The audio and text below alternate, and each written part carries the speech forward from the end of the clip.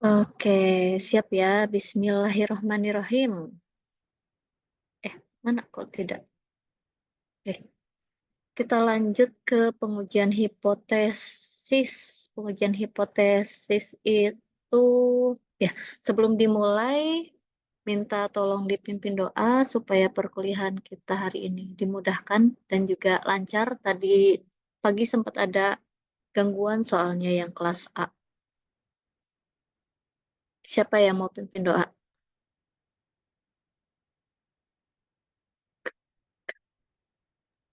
Boleh Bu, sama saya aja Bu.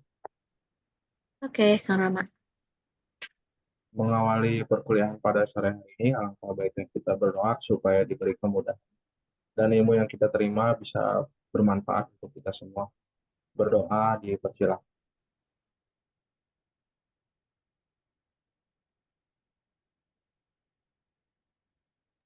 berdoa dicukupkan.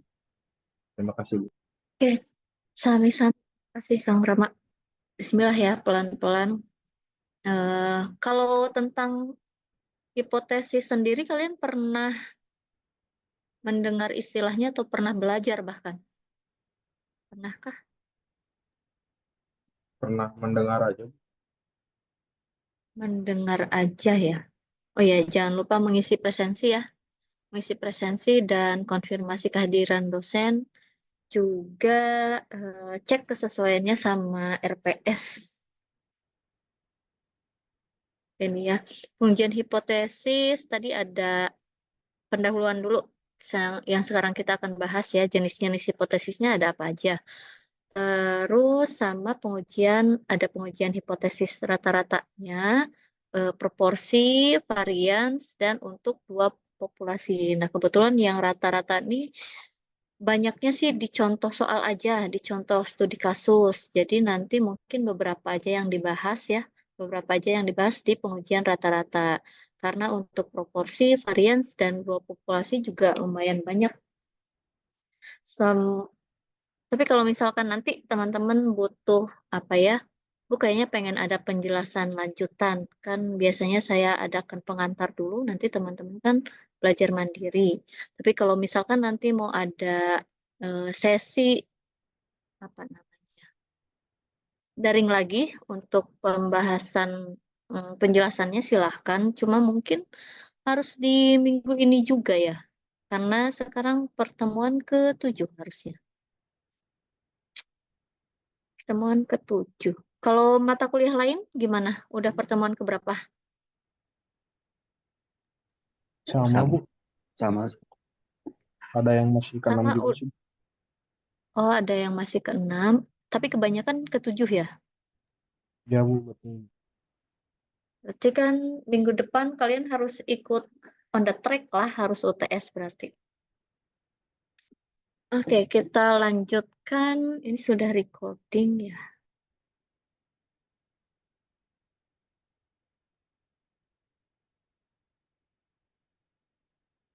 Oke. Ya, ini teman-teman pengujian hipotesis itu, jadi kemarin kan kalau di statistik deskriptif itu hanya bisa menafsirkan data ya, menganalisis data dari ya data yang kita peroleh dari tabel atau dari eh, cuma sampai rata-rata ya, rata-rata terus simpangan bakunya. Nah, kalau di inferensia kita bisa menarik kesimpulan dari pernyataan sementara ya. Secara statistiknya, apakah menerima atau menolak pernyataan tersebut? Apakah pernyataan tersebut sesuai dengan hasil pengujian atau tidak. Jadi nanti keputusannya adalah hasil akhirnya menerima hipotesisnya atau menolak. Hipotesis itu adalah asumsi sementara. Jadi kita punya pernyataan, kesimpulan sementara lah, kesimpulan sementara dari kasus tersebut, dan itu yang disebut dengan hipotesa atau hipotesis. Untuk diuji nantinya kebenarannya menggunakan metode apa yang sesuai di pengujian hipotesis. Ada beberapa yang saya lampirkan itu ada tabel-tabel ya, tabel Z, tabel T, tabel Chi square, Ada juga tambahan nanti di pertemuan ke-7 tabel F. Nah, itu nanti metode yang digunakan untuk menguji hipotesisnya, kebenarannya. Tujuannya apa? Ya, tujuannya biar si peneliti itu lebih pede lah, lebih pede dalam pengambilan keputusan yang secara objektif. Jadi nanti di sini ada beberapa tipe kesalahan dalam pengambilan keputusan. Harapannya kesalahan tersebut dihindari ketika si peneliti melakukan suatu kesimpulan, menyatakan sebuah kesimpulan, gitu ya. Oke. Ini mah teorinya lah berasal dari bahasa Yunani yang gini-gini bisa dipelajari ya. Yang penting hipotesis itu adalah jawaban sementara atau pernyataan sementara bersifatnya masih diduga. Diduga karena kita harus membuktikan kebenarannya dengan cara apa? Dengan ya pengujian hipotesisnya. Contoh-contohnya misalkan yang kemarin masih hangat nih, peluang tertular COVID-19 adalah 0,5. Apakah betul peluangnya segini gitu ya? Terus, apakah betul penambahan pupuk itu bisa meningkatkan produksi padi contohnya? Nah, ini kan masih perlu diuji. Walaupun kita sudah ada pernyataan, pernyataannya itu penambahan pupuk bisa loh meningkatkan produksi padi. Tetap kita harus menguji kebenarannya. Nah, ini contoh-contohnya, ataukah cara produksi A lebih baik dibandingkan dengan cara produksi B.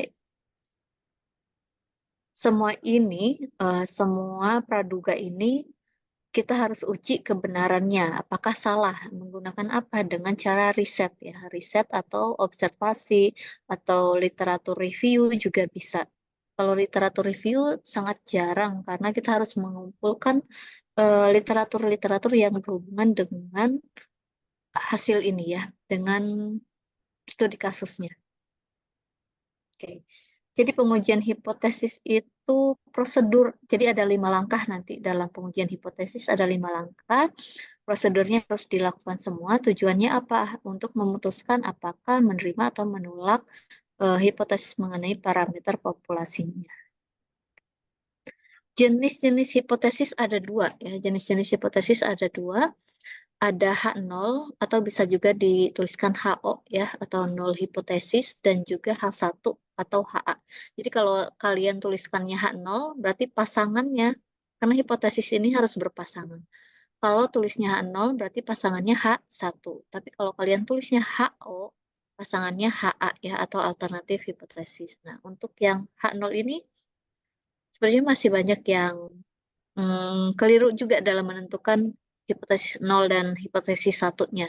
Nah, semua kondisi netral dari yang ingin dibuktikan itu termasuknya H0 ya, 0 hipotesis.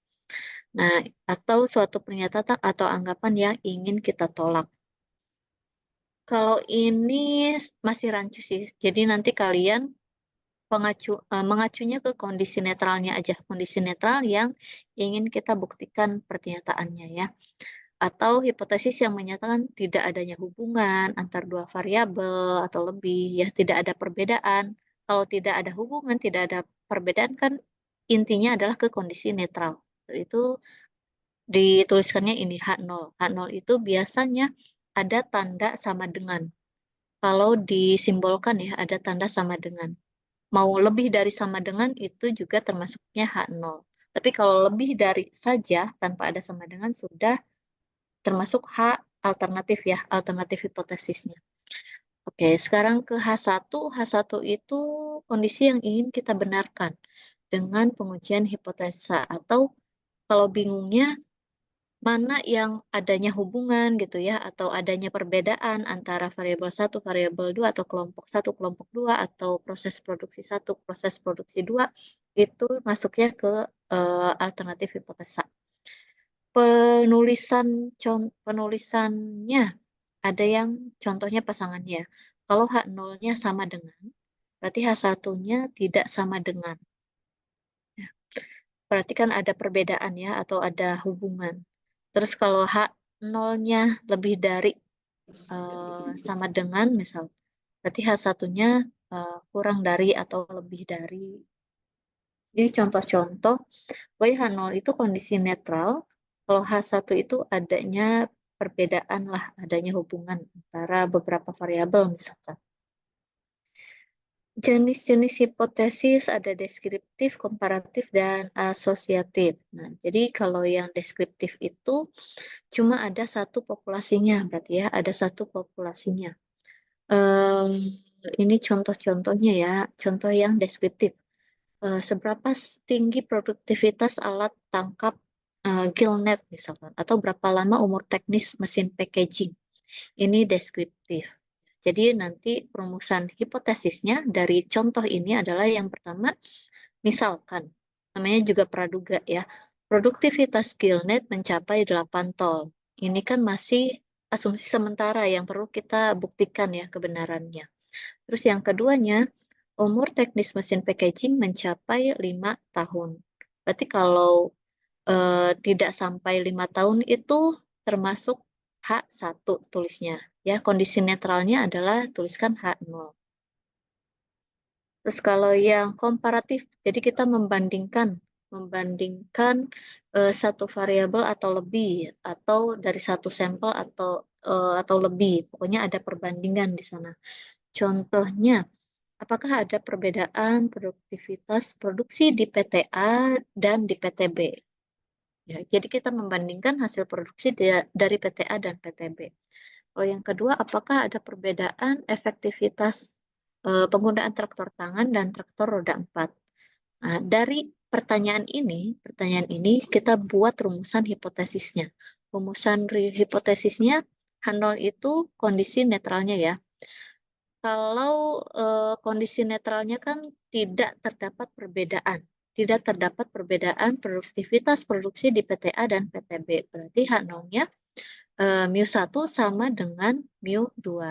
Sedangkan kebalikannya dari H0-nya berarti tidak sama dengan. Artinya kalau tidak sama dengan ada perbedaan ya, ada perbedaan produktivitas produksi di PT A dan PT B.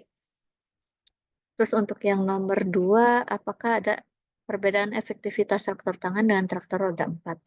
Kalau tidak ada perbedaan berarti kondisi netral itu di H0 atau hipotesis nolnya ya.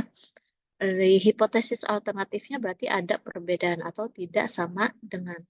Ini untuk yang komparatif. Yang ketiga asosiatif. Asosiatif itu ada hubungan variabel 1, variabel 2. Variabel 1 mempengaruhi variabel 2. Contohnya, apakah ada hubungan antara strategi pemasaran dengan jumlah permintaan? Apakah jenis-jenis strategi pemasaran itu bisa mempengaruhi jumlah permintaan? Ya. Kalau semakin beragam misalkan strategi pemasarannya, apakah jumlah permintaannya juga akan meningkat? Itu kan jadi ada apa ya? Ada hubungan antara variabel 1, variabel satunya strategi pemasaran, variabel 2-nya jumlah permintaan. Atau yang lebih relate mungkin, apakah ada pengaruh jumlah karyawan terhadap kuantitas produksi?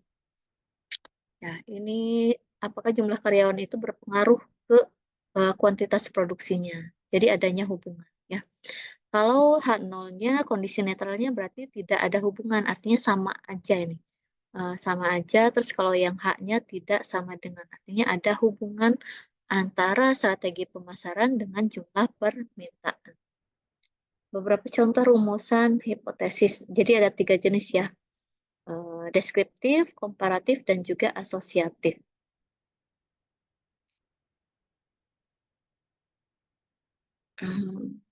Nah, biasanya untuk perumusan hipotesis itu dinyatakan sebagai kalimat pernyataan. Kalimat pernyataannya contohnya, mesin solder 1 lebih baik dari mesin solder 2. Ini kan kalimat pernyataan ya, tapi mengandung suatu prediksi ya. Prediksinya apa? Lebih baik. Nah, mesin solder 1 lebih baik dari mesin solder 2. Terus harus dapat diuji. Kan kalau untuk menguji, apakah betul mesin solder 1 lebih baik dari mesin solder 2 kan tinggal dilakukan, praktik ya, praktik pensolderan. Apakah betul lebih bagus yang mesin 1 dengan mesin 2. Jadi dalam menyusun hipotesis tuh perhatikan 3 ini. Harus dinyatakan dalam kalimat pernyataan, mengandung suatu prediksi yang dapat diuji. yang dapat tes ya, testable. Oke, apakah metode baru dapat menghasilkan output yang lebih tinggi? Kalau susah kalimat pernyataan, disusun dulu kalimat pertanyaannya. Pertanyaannya contohnya yang ini ya. Apakah ada hubungan? Nah, kalau sudah ada pertanyaan, lebih mudah dalam pernyataannya. Tidak ada hubungan antara strategi pemasaran dengan jumlah permintaan. Lebih mudah yang mana? Kalau misalkan langsung ke pernyataan, nggak apa-apa, yang penting pernyataan itu bisa diprediksi dan bisa diuji. Ya. Oke, untuk keputusan hipotesisnya cuma ada 2, menerima atau menolak ya. Kalau menerima berarti tidak cukup bukti untuk menolak, ini mah teori aja, nanti praktiknya kita ke contoh kasus ya.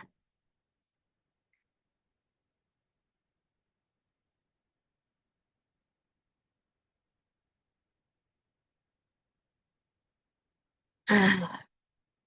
Ini adalah nanti kalian akan kemarin kan sering kita singgung alfa ya, alfanya berapa persen nih, 5%, 10%, atau 1%. Nah, di sini juga ada alfa di pengujian hipotesis itu adalah kekeliruan dalam pengambilan keputusan hipotesis.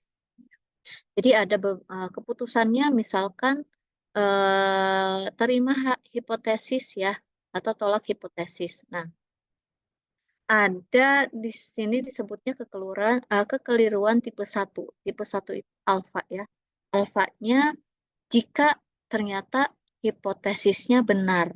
Keadaan sebenarnya itu benar ya, hipotesisnya benar, tetapi yang keputusan yang kita ambil adalah menolak hipotesis. Itu disebutnya kekeliruan tipe 1 atau alfa. Tapi kalau hipotesisnya salah, terus keputusannya kita kekeh tetap terima hipotesisnya nih. Itu disebutnya kekeliruan tipe 2 atau beta. Nah, jadi dalam pengambilan keputusan nanti bisa dilihat, kalau saya sih lebih mudahnya dari kurva ya. Dari kurva dilihat apakah hasil perhitungan kita lebih besar atau lebih kecil dari tabel, dari alfa tabel ya, atau ada berada di rentang tersebut. Nah, nanti lebih mudahnya dilihatnya dari kurva. Kalau saya sebenarnya ada beberapa ketentuan juga, terima H0 apabila ya. Kalau itu harus menghafal. Kekeliruan tipe 1 nih, yang ini yang alfa ya. Menolak hipotesis yang seharusnya diterima, misalkan yang tolak H0 ya, padahal seharusnya H0-nya yang diterima gitu, hasil pengujian. Nah, itu kekeliruan tipe 1. Terus penolakan hipotesis 0 padahal hipotesis itu benar. Ini contohnya ya. Kalau tipe 2, kita terima hipotesis 0 padahal hipotesis 0 seharusnya ditolak. Itu kekeliruan tipe 2. Penerimaan hipotesis 0 padahal hipotesis itu salah. Ya. Tadi yang disebutnya alfa ya, significance levelnya atau taraf nyata alfa. Biasanya yang digunakan itu kemarin kan nilai CI-nya 95% ya, atau alfanya 5%. Nah, biasanya yang digunakan antara 10%, 5%, atau 1%. Kaget. Ya, biasanya ini. Jadi nanti untuk alfanya bisa kalian tentukan mau berapa persen ya, atau mau berapa persen, artinya terjadinya kesalahan tipe 1 itu terjadi hanya berapa persen, 5%, 1%, atau 10%. Itu saja untuk yang alfa. Oke, terus ini untuk pengujian hipotesis dibagi jadi 2, ada untuk yang satu sisi atau one tail disebutnya, ada juga yang untuk 2 sisi atau two tail ya. Kalau yang satu sisi, hipotesis nolnya ada sisi kiri, ada sisi kanan ya. Kalau sisi kiri itu dia adalah ini. Biasanya H0-nya ada sama dengannya. Kurang dari sama dengan atau sama dengan aja ya, sama dengan. Terus yang H1-nya lebih ini sisi kanan nih, lebih dari sisi kanan. Kalau yang sisi kiri kurang dari ini. tinggal perhatikan aja H1-nya lebih dari atau kurang dari. Kalau yang lebih dari berarti sisi kanan, kalau yang kurang dari berarti sisi kiri. Tapi kalau yang H1-nya tidak sama dengan, itu termasuknya ke dua sisi. Berarti ada dua titik kritis, ada dua titik kritis ya. Ada dua daerah titik kritis untuk yang hipotesis dua sisi. Tapi satu sisi, kalau satu sisi cuma ada satu daerah kritisnya. Oke, ini ketentuan-ketentuan untuk menentukan satu sisi atau dua sisi ya. Oke, daerah kritis itu apa? Daerah kritis itu yang kalau statistik uji atau nilai statistik hitungnya jatuh pada daerah ini ya. Jadi hipotesisnya ditolak. Tapi kalau di luar daerah kritis berarti H0-nya yang diterima ya. Oke, disinilah pakai kurva. Nah, saya lebih mudahnya di kurva ini sih. Ini untuk yang satu sisi ya. Ada sisi kiri, ada sisi kanan. Nah, sisi kiri ini adalah daerah kritisnya nih. Jadi kalau misalkan eh, nilai kita, misal di sini alfanya nilai poin kritisnya adalah 2,3 misalnya 2,3. Kalau hasil hitungan kita lebih dari 2,3, misalkan 3, berarti kan ada di daerah ini. Kalau kalau jatuh di daerah ini, berarti daerah penerimaan H0. Tapi kalau jatuhnya di daerah ini, kurang dari 2,3 misal tadi, berarti daerah untuk penolakan H0 atau kebalikannya penolakan H0, H1-nya yang diterima. Pernyataan H1-nya yang diterima. Reject H0, daerah penerimaan H0. Kalau saya lebih mudah lihat di kurva sih daripada menghafal yang ini nih. Berarti yang harus kalian hafal adalah yang bawah. Tolak H0 bila, nanti kan pengujiannya tergantung kasusnya ya. Menggunakan tabel T, tabel Z, atau X kuadrat, atau tabel F. T hitung kurang dari T tabel, kita bandingkan. Z hitung kurang dari Z tabel. Ini yang harus kalian hafal. Tapi kalau digambarkan, cukup eh, kita tentukan daerah kritisnya aja di mana. Apakah hasil perhitungan kita berada di daerah titik kritis atau di luar titik kritis. Terus kalau yang kanan, daerah penerimaan H0-nya yang kurang dari titik kritisnya. Kurang dari titik kritisnya. Kalau berada di titik kritis berarti daerah penolakan H0 atau penerimaan H1, reject H0 ya. Kalau menghafal ini nih, sisi kanan. Tolak H0 bila T hitungnya lebih besar dari T tabel, dan seterusnya. Terus untuk yang dua sisi, two side ya, atau tutel, banyaknya sih disebutnya tutel.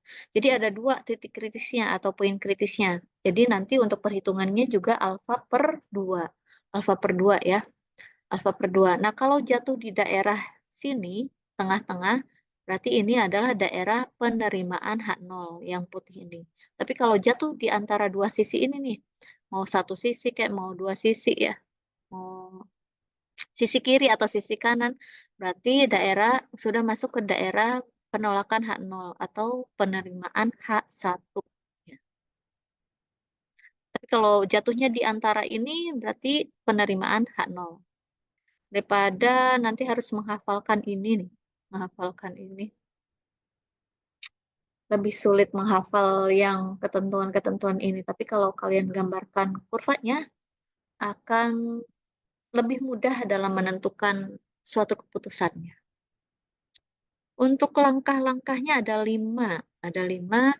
Pertama, menetapkan hipotesis uji dan hipotesis tandingannya. Jadi, tetapkan dulu H0 dan H1-nya. Kedua, mengumpulkan data. Mengumpulkan data itu apa saja yang diketahui, apakah jumlah sampel atau populasinya ada berapa, dan lain sebagainya ya. Lalu menghitung statistiknya. Bisa hitung rata-rata, simpangan bakunya, atau proporsinya. Keempat, tentukan dan menghitung statistik uji. Apakah termasuk yang one tail atau yang two tail. Gitu ya. Jadi kita tentukan. Terus menentukan apakah memakai pengujian uji T, uji Z, atau X kuadrat ya, atau juga pakai uji F. Nah, nanti di sini di tahap keempat. Yang kelima baru menarik kesimpulan, membandingkan hasil perhitungan kita dengan nilai di tabel ya. tadi yang apakah menerima H0 atau menolak H0 berdasarkan dari perhitungan statistik itu dan perbandingan dengan statistik tabelnya. Ini langkah-langkahnya aja, contoh-contohnya ya, menghitung rata-ratanya misalkan, menghitung proporsi dan lain sebagainya. Oke, menentukan statistik uji, apakah uji Z, uji tes student, ataukah termasuk kuantel atau tutel. Menentukan langkah keempat nih ada 2 langkah ya, ada menentukan statistik ujinya, sama menentukan peluang kesalahannya, alfanya berapa. Peluang kesalahan tipe 1 atau alfanya mau berapa persen nih, 10%, 5%, atau 1%. Yang C menentukan titik kritis satu arah atau 2 arah. Nah, yang kelima menarik kesimpulan. Jadi semua mau pengujian hipotesis rata-rata, proporsi atau varian, semuanya ada 5 langkah. Mau 2 populasi ya, ada 5 langkah ini. Ada 5 langkah. Nah, kalau ini diagram contekan sebetulnya, ya, bagan contekan. Jadi kemarin kan masih bingung misalkan kalau variansnya diketahui atau tidak diketahui pakai uji apa ya. Nah, uji Z, uji T. Nah, untuk satu populasi ya, satu populasi rata-rata nih, rata-rata kalau varian populasinya diketahui pakai uji Z. Tapi kalau tidak diketahui, ini simbolnya populasi ya. Kalau tidak diketahui berarti pakai uji T. Terus kalau untuk proporsi ya, proporsi pakai uji Z.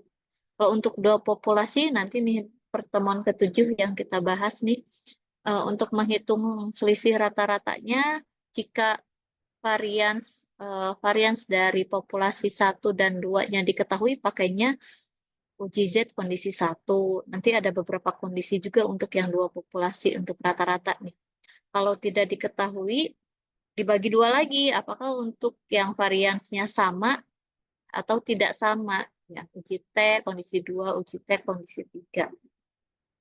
Untuk proporsi masih menggunakan uji Z, dan untuk data berpasangan pakai uji T. Dan untuk yang varians atau ANOVA pakainya uji F. Ya, ini harusnya yang kita bahas sampai sini, sampai pertemuan 7 ya, kesamaan 2 varians, kesamaan 2 proporsi, kesamaan 2 rata-rata. Saya contohkan untuk yang rata-rata. Rata-rata ini dicontohkan satu aja ya, nggak apa-apa kah?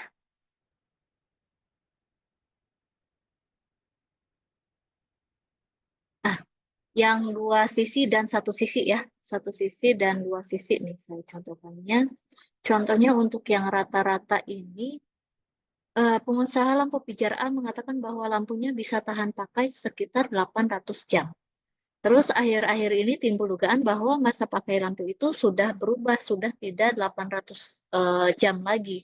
Nah, untuk menentukannya, jadi dilakukan penelitian, ada 50 sampel, ternyata rata-rata tahan pakainya itu 792 jam dari 50 sampel itu. Simpan bakunya 60 jam ya, simpan bakunya 60 jam. Selidikilah dengan taraf nyata 5%, apakah kualitas lampu itu benar sudah berubah. Benar sudah berubah. Oke.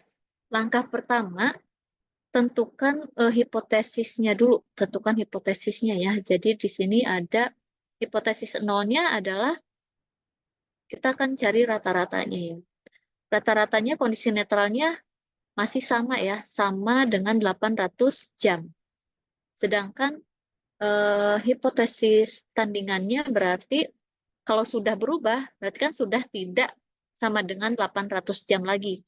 Nggak usah pusing mau itu kurang dari 800 atau lebih dari 800 ya. Yang penting di penentuan hipotesisnya, kalau hipotesis nolnya sudah sama dengan, berarti hipotesis tandingannya, hipotesis satunya itu tidak sama dengan. Kecuali di sini ada pernyataan apa kualitas lampu itu sudah berubah lebih dari 800 atau kurang dari 800 jam. Nah, kalau ada pernyataan seperti itu, Berarti termasuknya ke wantel ya. Wantel sisi kanan atau kiri, tergantung lebih dari atau kurang dari. Kedua, kita kumpulkan datanya yang diketahui apa aja, rata-rata populasinya ya 800 jam, jumlah sampelnya 50, rata-rata sampelnya 792, timpangan baku lampunya 60 jam, alfanya tadi nih ya, dengan taraf nyata 5%. Alfanya 5%. Masih paham nggak cara menentukan hipotesisnya dari contoh yang satu? Dari contoh satu, paham nggak?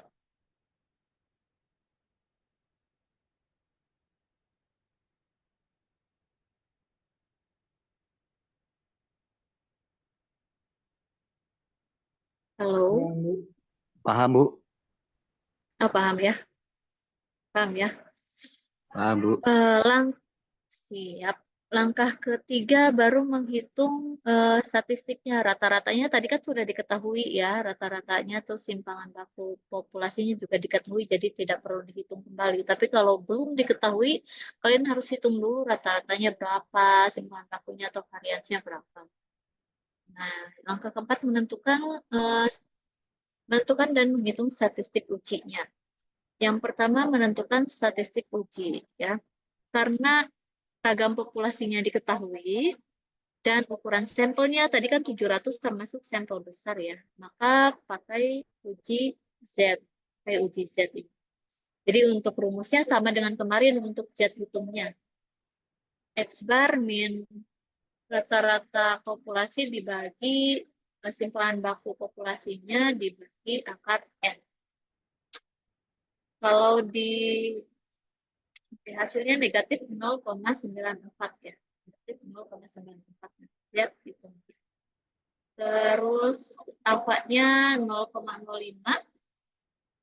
Titik kritisnya termasuk one-tail atau two-tail.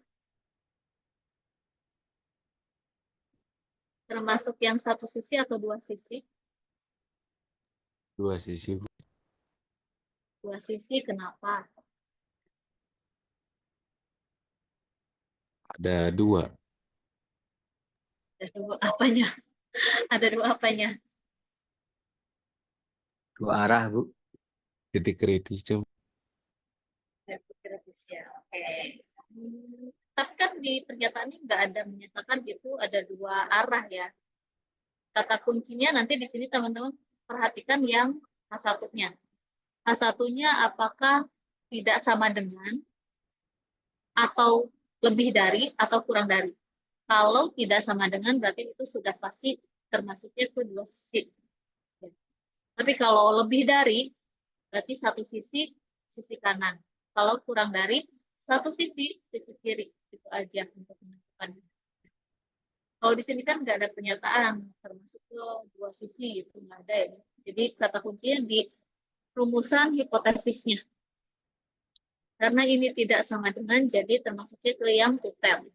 Berarti cari Z alfa per 2-nya. Z alfa per 2-nya Z 0,025. 1,9. Untuk kesimpulannya, langkah kelima kesimpulannya, harusnya ketentuannya ini, tolak H0 bila Z hitungnya lebih besar dari Z tabel. Atau Z hitungnya harus lebih besar dari Z alfa per 2. Atau Z hitungnya kurang dari negatif Z alfa per 2. Kalau ngapalin ini susah ya.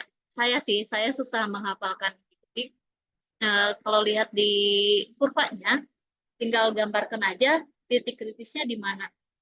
Tadi Z alfanya itu Z alfa per 2-nya 1,96 ya. Jadi di sini tuliskan negatif 1,96 dan positif 1,96. Ini untuk yang sisi kiri, ini untuk yang sisi kanan. Terus Z hitungnya berapa? Hasil perhitungannya negatif 0,94. Negatif 0,94 ada di daerah mana nih? Sisi sini, tengah, atau kanan? Kiri, Bu. Tengah. Di tengah ya, sekitar sini ya. Iya, Bu. Negatif 0,94 sini. Nah, kalau di sini kan terlihat di sini adalah daerah penerimaan H0. Jadi kesimpulannya bisa dilihat dari kurva ini. Eh, terima H0 ya, karena di sini jatuhnya di daerah penerimaan H. Jadi terima H0 karena statistik hitungnya atau Z hitungnya jatuh di antara negatif 1,96 dan 1,96. Kalau misalkan Z hitungnya 2,05, Penolakan, Bu. kesimpulannya apa? Penolakan H0 ya, jatuhnya di sini. Atau kalau H0-nya ditolak, yang diterima apa kesimpulannya apa? Gimana maksudnya, Bu? Kesimpulan, nah Diterima kan gimana? kalau berada di sini kan daerah penolakan H0 ya, daerah penolakan H0 nih, kalau di sini. Berarti yang kita terima kesimpulannya yang mana? Kalau H0-nya ditolak. Yang kurang dari 1,96. Oke. Ya, kalau di sini daerah penerimaan H0, berarti kan pernyataan H1-nya ditolak ya, ditolak. Kalau H0-nya yang ditolak, jatuhnya di antara dua ini nih, di arsiran ini. Kalau H0-nya yang ditolak, berarti yang pernyataan atau kesimpulan yang diterimanya itu adalah H1. Kalau di kasus ini kan kesimpulannya terima H0 ya, terima H0. Jadi pernyataan itu balik lagi ke H0-nya. H0-nya adalah rata-ratanya sama dengan 800 jam. Jadi sampel yang sudah diambil mematahkan pernyataan bahwa kualitas lampu itu sudah berubah. Toh hasil pengujiannya masih sama ya, karena H0-nya diterima nih. 0-nya diterima berarti rata-ratanya masih sekitaran 800 jam. Ini ya. Terima H0 karena statistiknya jatuh di antara ini. Atau dalam kalimatnya, dalam taraf nyata 5%, penelitian memperlihatkan bahwa memang masa pakai lampunya masih sekitar 800 jam, sehingga belum ada perubahan masa pakai. Paham cara menentukan kesimpulannya? Paham, paham, Bu. Paham. Jadi kalau Paham ya? yang apa namanya teh di luar dari penerimaan Titik H0, kritis. eh, itu diterimanya H1 gitu. Ya, betul. Oh, Sebetulnya kalau dalam penelitian, banyak yang ingin membuktikan kalau H1 itu berhasil atau diterima. Ya. Jadi kan banyak juga yang ngapain kalian teliti kalau hasilnya nggak ada perbedaan. Itu sih stigma yang paling tantangannya dalam penelitian lah. Kalau H1-nya diterima tuh udah uring-uringan. Udah uring-uringan. Jadi pengennya ada perbedaan dari metode 1, metode 2, H1-nya yang diterima. Tapi jangan kekeh pengen H1 yang diterima. Tadi kan ada beberapa kondisi ya. Ada tipe kesalahan alfa, alfa dan juga beta. Banyak juga, tapi kalau H0-nya diterima nggak ada perbedaan, itu kan memberikan informasi juga sih kepada si peneliti setelahnya. Jadi menjadi literatur lah, nggak nggak sia-sia banget penelitian. Contoh 2 masih tutel kayaknya. Contoh 2 masih tutel, tapi ini pakai teh hitung. Pakai teh hitung. Nanti teman-teman pelajari ya. Contoh 2, saya mau lanjut ke contoh 3. Contoh 3 kayaknya yang one tel. Yang one tel itu proses pembuatan barang rata-rata menghasilkan 15,7 unit per jamnya. Terus hasil produksi ada variansinya itu 2,3. Nah, ingin diusulkan metode baru untuk mengganti metode lama. Jika rata-rata per jamnya menghasilkan paling sedikit 16 unit. Jadi kalau metode baru bisa menghasilkan 16 unit, inginnya ada penggantian metode. Tapi kita harus menguji dulu apakah betul ya metode baru ini bisa memproduksi 16 unit. Jadi untuk menentukan pergantian metode atau tidak, dicobalah produksi menggunakan metode baru. Jadi ada 20 kali ya, 20 kali terus diperoleh rata-rata per jamnya menghasilkan 16,9 unit pakai metode yang baru. Nah, pengusaha bermaksud mengambil resiko 5%. Jadi alfanya 5% ya. Kesalahan tipe satunya menggunakan metode baru apabila metode ini rata-rata menghasilkan lebih dari 16 unit. Oke, bisa pakai metode baru kalau ternyata pakai metode baru ini rata-rata menghasilkan lebih dari 16 unit. Lebih dari 16 unit baru dipakai metode barunya. Nah, lakukanlah uji hipotesis untuk mengambil keputusan. H0-nya yang mana? Langkah pertama menetapkan hipotesis H0-nya 16 unit. 16 unit. H1-nya Lebih dari 16 unit. dari mana lebih dari 16 unit? Metode rata-rata apa namanya? Metode baru yang Metode menghasilkan. barunya ya. Jadi jangan terkecoh ada metode lama, ada metode baru. Kalau misalkan hanya menguji metode baru berarti satu populasi. Tapi kalau kita membandingkan metode lama dan baru itu sudah termasuknya dua populasi. Karena di sini hanya ingin menguji yang metode baru berarti masuk ke satu populasi ya. Ini rata-ratanya lebih dari 16 unit. Termasuk kalau dari sini bisa kelihatan nggak termasuk yang one tail atau two tail? Wantel, Bu. Wantel ya, udah kelihatan ya, karena H1-nya lebih dari atau kurang dari, bukan tidak sama dengan. Oke, kita kumpulkan datanya yang diketahui rata-rata populasinya 16 unit, rata-rata sampelnya tadi sudah dicoba ya, 16,9 menghasilkannya. Eh, Varians dari populasinya 2,3, N-nya 20 kali ya, sampelnya 20 kali. Alfanya 0,5. Karena tadi yang diketahui adalah varians populasi, sini populasi. Nah ini ya, varians populasinya 2,3, jadi kita perlu menghitung simpangan baku populasi. Kalau simpangan baku populasi gampang kalau diketahui variansnya, jadi tinggal diakarkan aja. Akar dari variansnya, jadi 1,52 untuk simpangan baku populasinya. Terus pakainya uji Z ya, pakainya uji Z karena ragam populasinya diketahui. Nah, kalau bingung pakai uji apa, lihat lagi ke bagan yang tadi.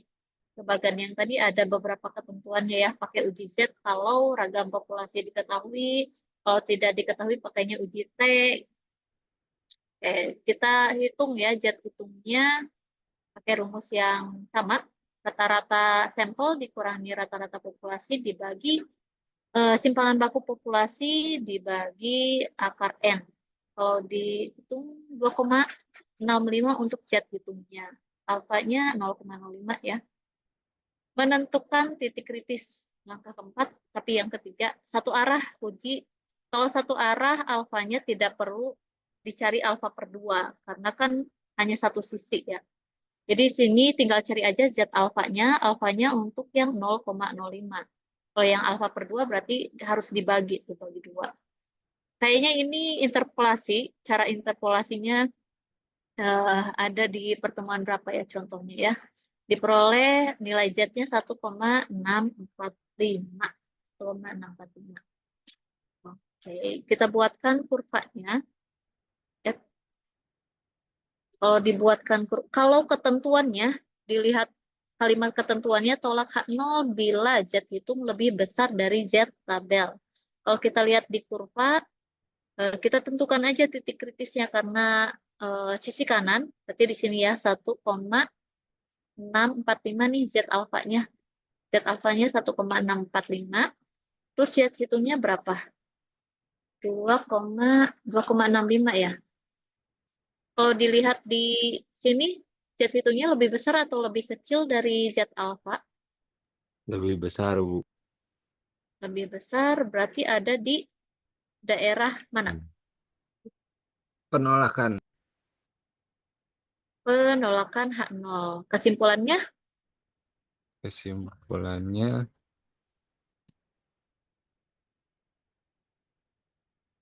kesimpulannya ya apa?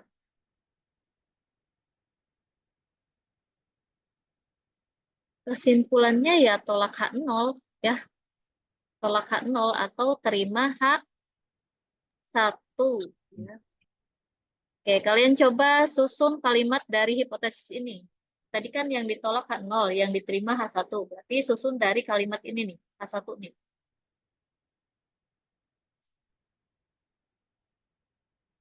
H1 yang diterima. Berarti rata-rata mesin baru dapat memproduksi lebih dari 16 Unit unit. 16 unit. Apakah bisa diterapkan metode baru? bisa Bu, karena Bisa. Ya. satu. Oke, sip. Udah paham kayaknya untuk pengambilan keputusan. Lebih mudah dari kalimat atau dari kurva pengambilan keputusannya? Eh, kurva sih Bu. Kalau satu arah sebetulnya mudah di kalimat, tapi kalau udah dua arah tuh yang ribet. Yang dua arah yang mungkin kalian bingung juga dari pernyataan kalimatnya ya. Jadi izin bertanya Bu, jadi untuk menarik Ya, kesimpulan bisa hmm, jadi kalimat atau jadi kurva gitu, atau harus hmm, tetap kalimat. bisa dua-duanya atau bisa salah satu. Yang penting kalian harus ada pernyataan yang ini nih, yang biru. Tolak H0 karena gitu ya. Karena statistik itu jatuh pada daerah kritis. Ada pernyataan ini, setelah ada pernyataan ini baru dibuatkan kesimpulannya.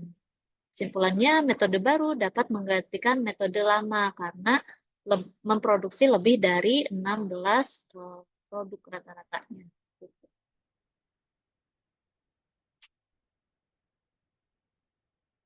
Kalau buat latihan mah ditulis dua-duanya lah, kan bisa sambil open book ya. Oke Bu, oke. Bisa sambil open book, tapi kalau kepepet ting ya ini kurvanya lah. Untuk bantu aja kurva. Contoh 3, contoh 4 banyak sih contohnya yang pakai uji T nih.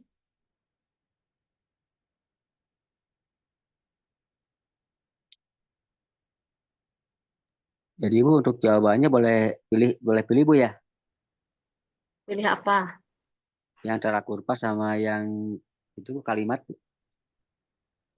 Tapi yang harus ada sih kalimat sih.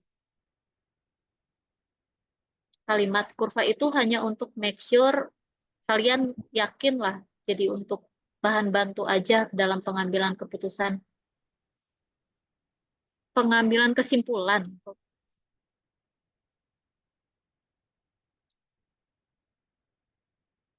Jam apa ya sekarang? Mau lanjut ke yang proporsi kah? Tapi belum sholat gimana nih?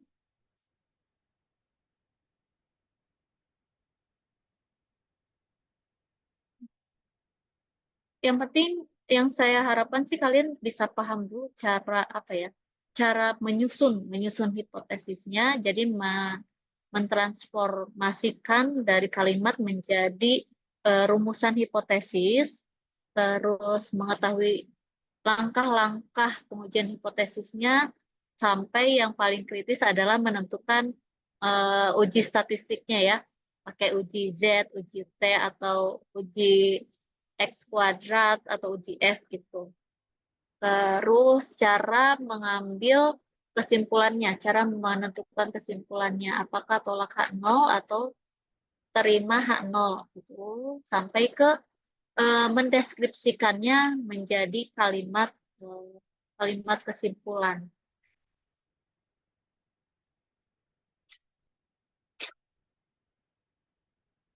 Jadi yang di sini di pertemuan ketujuh saya highlight kembali ya langkah-langkah menentukan uji hipotesis, terus ini adalah bagian untuk mempermudah penentuan uji statistiknya pakai uji apa T, uji Z ya. Kondisi 1, kondisi 2, kondisi 3. Kalau dilanjut ke kalian hari Senin ada berapa matkul sih? Ini ada satu, Bu. Ada satu. Ya, Bu Jam Asani berapa? Jam? jam 7, Bu. Kalau dilanjut ke Senin yang pertemuan 7, bisakah?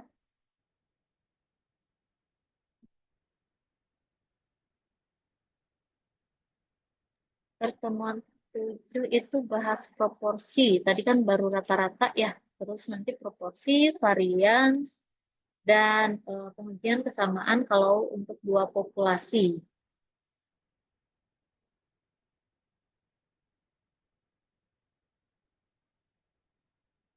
Mau ke hari Senin atau dipelajari sendiri?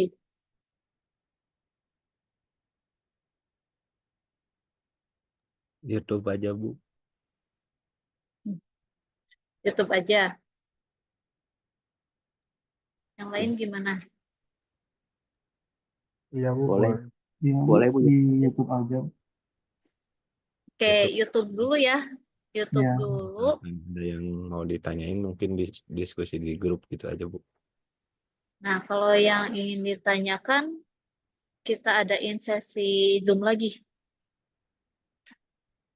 Berarti harus dipelajarinya sebelum hari Senin ya. Karena kemungkinan nge-Zoom cuma Senin nggak sih? Hari lainnya Iya, full 2 ya? iya Bu, Hari paling lainnya dari full Senin 2 ya? sore. Senin sore. Oke ya, dipelajari dulu. Terus Senin siang lah tolong kabari. Perlu zooming atau sudah paham semua? Kabarinya kalau perlu Zoom aja ya. Kalau nggak ada kabar berarti Iya, saya Bu. anggap kalian paham. Kumaha, kumaha, kumaha. Gitu ya. Kalau Ya. nggak, Tapi apa namanya teh? Link YouTube-nya sebelum hari Senin atau hari ini udah ada kok di pertemuan ke-7. di Litra ya? Iya. Oke. Cuma itu masih pakai materi lama. Cuma isinya mah paling beda-beda dikit lah di contoh kasus.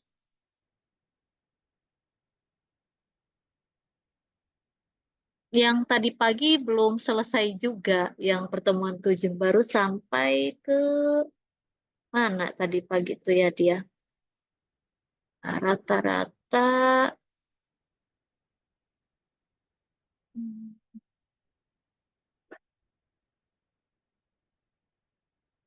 baru sampai ke proporsi. Baru sampai ke sini nih. Baru sampai ke proporsi. Tapi kalau ada yang pagi nanti saya share juga YouTube-nya ya.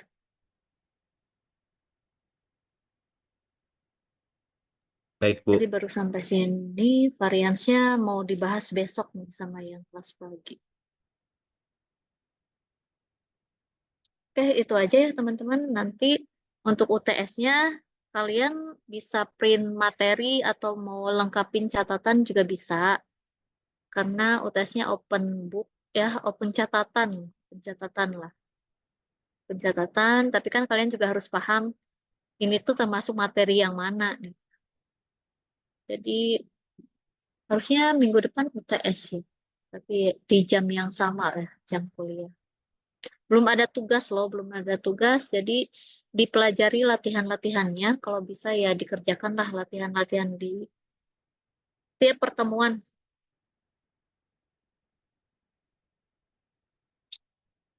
Nambung lebih ya jam segini tuh. Ada lagi yang ingin ditanyakan atau didiskusikan?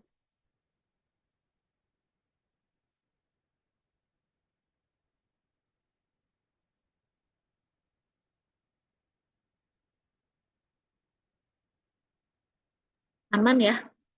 Cukup jelas. Kalau tidak ada lagi, nanti recording yang ini insya Allah saya usahakan besok lah di ke YouTube.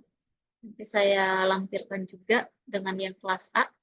Terima kasih teman-teman semuanya. Semoga dapat apa ya, dapat dipahami lah Nggak tahu cara penyampaiannya mudah atau enggak, tapi saya berusaha untuk selengkap mungkin di materinya, di PowerPoint-nya, supaya nanti teman-teman juga bisa baca ulang atau bisa menyimak kembali di videonya.